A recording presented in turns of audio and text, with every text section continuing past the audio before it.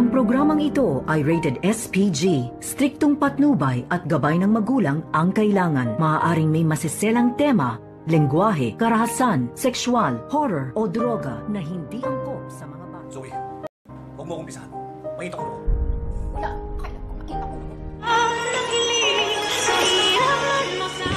Wrong timing nga ang pagpunta ni Zoe dito sa Eastridge dahil nagkatampuhan din itong si Carlos at itong si Lynette, at dito nga na sinabi ni Carlos kay Zoe na wag daw siyang umpisahan dahil mainit daw ang kanyang ulo. Dito naman na sinagot ni Zoe itong si Carlos na wala daw siyang pakialam kung mainit daw ang ulo nito.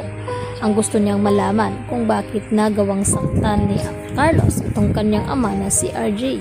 At dito naman na sinagot ni Carlos na hindi daw niya iyon ginawa.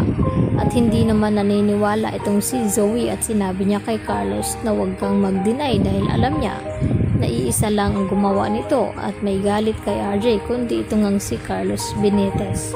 At dito na rin na kung ano-anong mga salita ang sinasabi ni Zoe kay Carlos nang sa ganun ay masaktan ito. At dito nga sinabi ni Zoe na baka nakakalimutan ni Carlos na kung sino siya at kung sino ang pipiliin ni Zoe between RJ at ni Carlos. At mas matimbang pa rin daw ni Zoe itong si RJ dahil nagpagkaama nga ito at tumayo bilang sariling ama ni Zoe. Samantalang itong si Carlos ay wala daw itong kwenta at babayang ama. At ni minsan hindi nga ito nagiging ama kay Zoe. At sakto nga dito dumating itong si Narsning at napalingon kung saan nakita ni Narsning ang pagtatalo ni Carlos at Zoe, at sakto naman na nakuhanan ng video ni Narsning ang pagtatalo at mga sinasabi dito ni Zoe kay Carlos. Dahil dito narinig mismo ni Narsning na sinabi ni Zoe kay Carlos na walang kwentang ama ito dahil kahit anak daw siya itong si Zoe kay Carlos ay mas matimbang pa rin na pipiliin niya itong si RJ. At dito nga dali-dali agad na pinuntahan ni Narsning itong si Annalyn upang ipaalam na nagtatalo nga itong si Zoe at Carlos at nagawang sampalin ni Carlos itong si Zoe. At nagtanong itong si Annalyn na kung bakit daw gagawin ni Carlos na mananampal dito kay Zoe, ano daw ang matinding dahilan.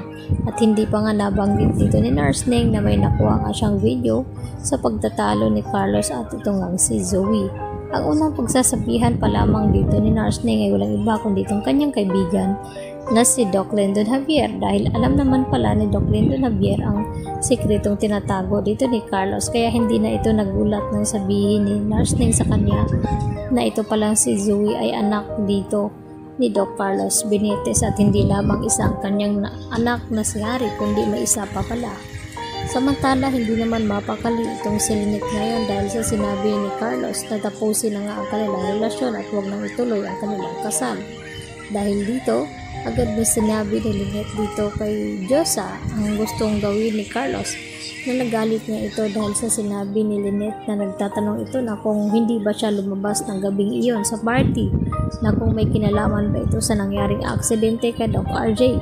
At hindi inaasahan ni Lynette na ganun nga ang reaksyon ni Carlos na basta na lamang yan tapusin ang kanilang relasyon. At naguguluhan ngayon itong si Lynette na kung ano ang dapat niyang gawin. At dito naman na sinabi ni Josa kay Lynette na dapat ay magsuri daw ito at kausapin itong si Carlos na wag daw hayaang hindi matuloy ang kanilang kasal. Samantala dito tayo sa mga tanya.